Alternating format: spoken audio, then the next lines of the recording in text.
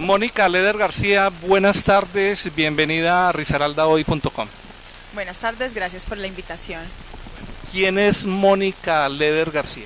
Bueno, Mónica Leder es una diseñadora de modas de 29 años, una persona común y corriente, ciudadana más de Colombia, con muchos sueños, con muchas expectativas de vida, pero que tiene una historia diferente a la mayoría de los colombianos, que ha sido tocada por el narcotráfico en su familia, exactamente por su padre, el cual fue extraditado a los Estados Unidos hace 25 años, y es la única conexión que tiene del narcotráfico, pero es lo que más le ha pesado y por lo cual siempre de alguna manera u otra ha sido señalada, y ahí empieza una historia de vida. Estamos hablando de Carlos Leder Rivas. Sí, exactamente. Carlos Leder fue un capo de los 80s del cartel de Medellín, y pues fue extraditado a los Estados Unidos en 1987 a cumplir una condena de 2 cadenas perpetuas más 125 años, la cual por medio de negociaciones y por testificar en contra del general Noriega, su pena fue rebajada a la misma condena o a una condena igual o menor a la de Noriega, y aparte de todo también por el tratado de extradición era de 30 años, lo mismo para la misma condena del general, pero esta condena ha sido totalmente violada. Ya mi padre cumplió la condena, tendría que haber salido libre en el 2007, en marzo del 2007, pero esta es la hora de que nadie nos da razón el por qué sigue preso. Mónica Leder, ¿qué siente usted tener que hablar de su papá en esos términos? Usted mismo lo dice como un capo. Mira, de todas maneras, yo a mi padre, pues yo a él lo perdí cuando tenía 4 años, era muy niña. Por eso mismo yo digo que no tengo nada que ver con el narcotráfico, solo porque cargo un apellido no quiere decir que yo sea narcotraficante. De hecho, ninguna otra persona de mi familia está involucrada en esta en este tipo de negocios.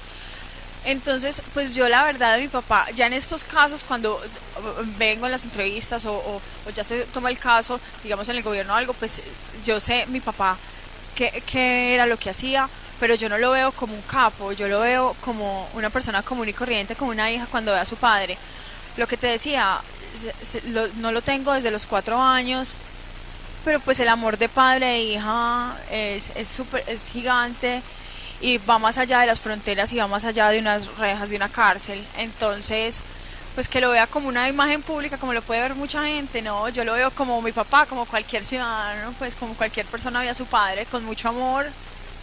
Mónica, ¿qué dificultades le trae en su vida, en su círculo social, el hecho de ser usted hija de Carlos Leder Rivas?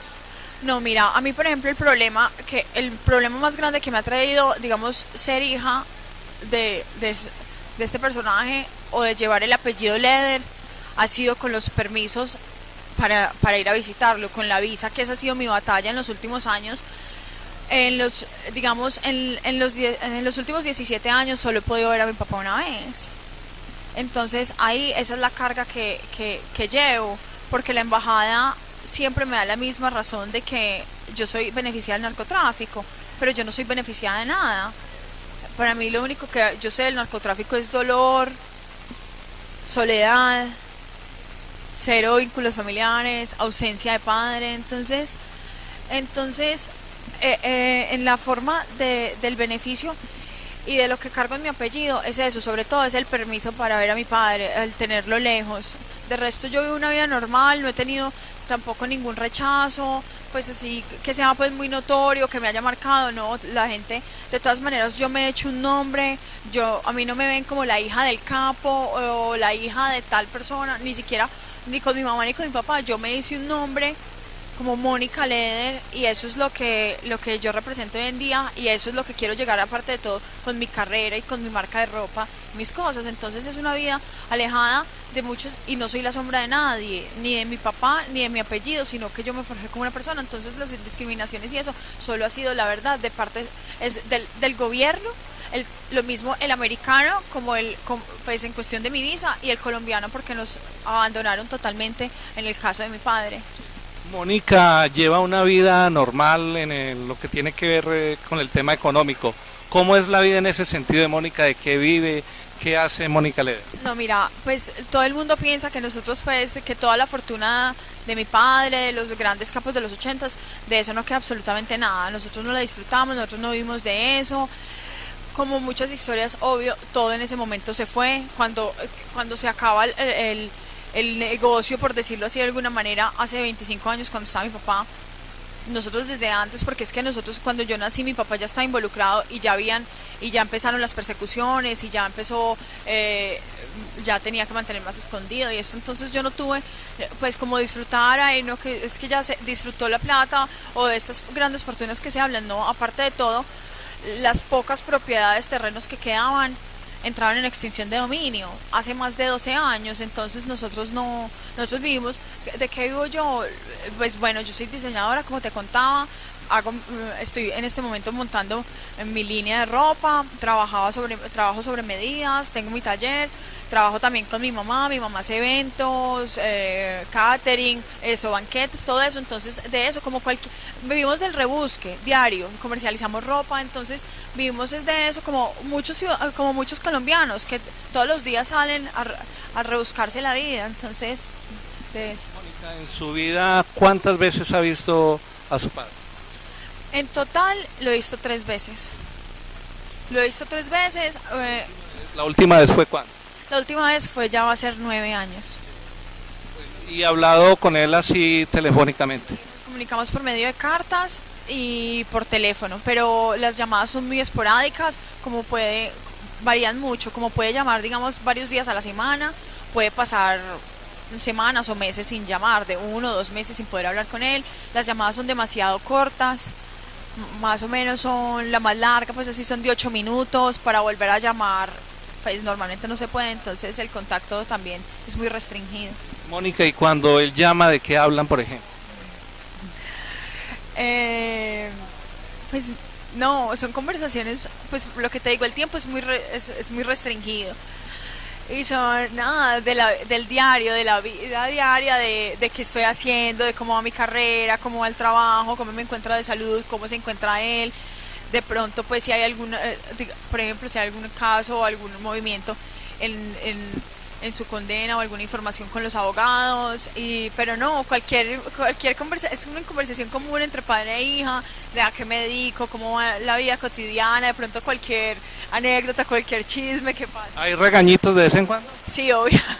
Sí, claro, además que así, pues yo ya estoy muy grande, pero mi papá me sigue viendo como una niña. Pues es que cuando él lo extraditaron, como te contaba, yo tenía 4 años y nos volvimos a ver cuando yo tenía 10.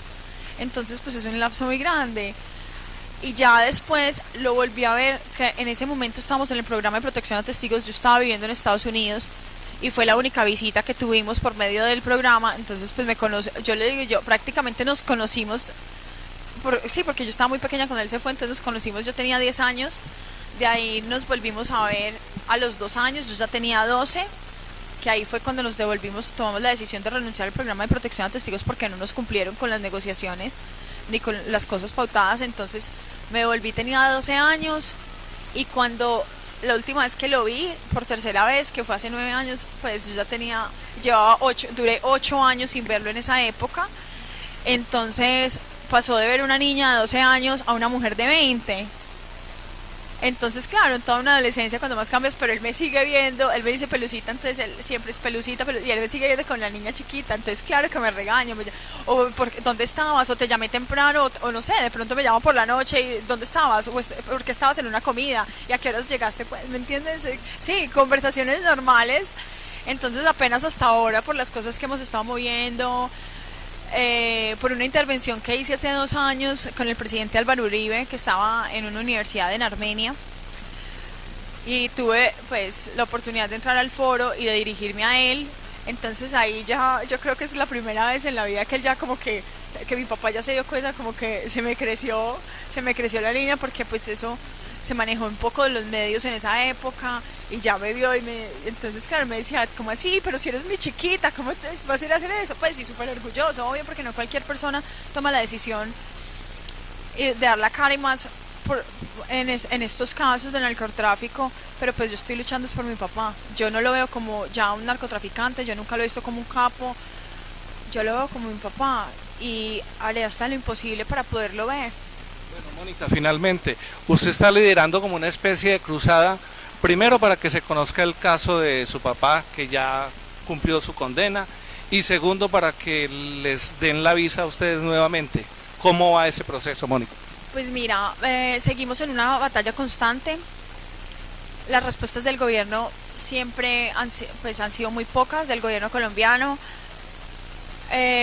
Como en todos los casos, te pueden abrir una puerta, te pueden cerrar otra.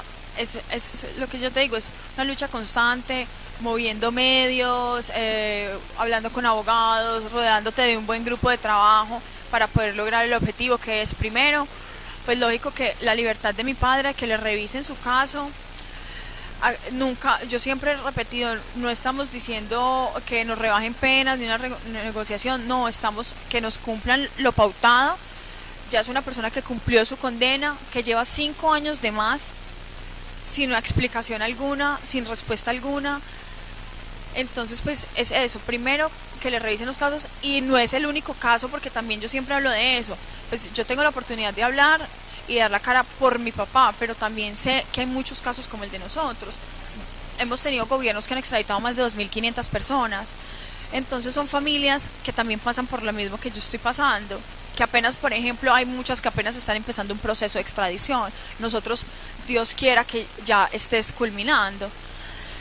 Entonces pues eso es lo primordial, es una plegaria hacia el gobierno de que por favor se apoderen otra vez del caso, que no dejen a los extraditados en el limbo, que todo condenado tiene también derechos, y que las familias y los hijos de estas personas que quedamos sin familia, desamparadas, que por favor entonces nos den la oportunidad de alguna manera de cumplir, que nos cumplan un derecho que tiene cualquier preso a nivel mundial. Todo preso tiene derecho a tener su familia cerca. Entonces ahí viene lo de la visa, entonces que me permitan verlo por ahora, mientras reorganizan su caso, mientras lo examinan, para que por favor le den ya la libertad que tanto llevamos esperando por ya 25 años. Entonces pues es solo una plegaria de una hija queriendo ver a su padre, el cual le fue arrebatado por alguna circunstancia u otra desde los 4 años. Entonces eso es. Mónica, muchas gracias. Gracias a ustedes.